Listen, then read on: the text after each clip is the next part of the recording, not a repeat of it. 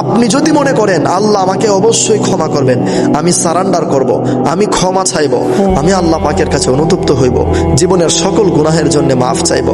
আল্লাহ পাকের কাছে আমি অনেক মাফ চাইব,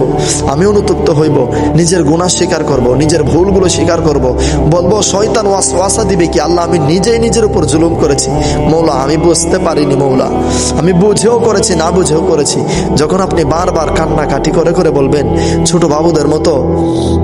ফুপিয়ে ফুপিয়ে মাওলায়ে কারিমের দরবারে কান্না করবেন, হায় হায়, আপনি জানেন আল্লাহর রাসূল বলেন যে বান্দা যেইটুক ধারণা নিয়ে আল্লাহর কাছে মোনাজাত ফরিয়াদ করবে, আল্লাহ সেই ধারণার ভেতরে ধারণা অনুযায়ী তাকে তার তত কাছে আসবেন, তাকে ততটুক ক্ষমা করে দেবেন। বাকিটা আপনারা বুঝে নেন ইনশাআল্লাহ। বুখারী শরীফের 2য় খণ্ডের 6901 নম্বর হাদিসে রাসূল করিম সাল্লাল্লাহু আলাইহি ওয়া আলিহি ওয়াসাল্লাম বলেন, হাদিস মোবারক বর্ণিত করেছেন হযরত আনাস রাদিয়াল্লাহু তাআলা আনহু। তো নবীজি বলেন, আল্লাহ পাকের কোনো বান্দা আল্লাহকে যতটুক ধারণা দিয়ে তার মনের ভেতরে যেই রূপ ধারণা করে,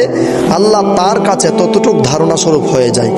ধরেন আপনি মনে মনে ধারণা করেছেন আল্লাহ আমাকে ক্ষমা করবেন না,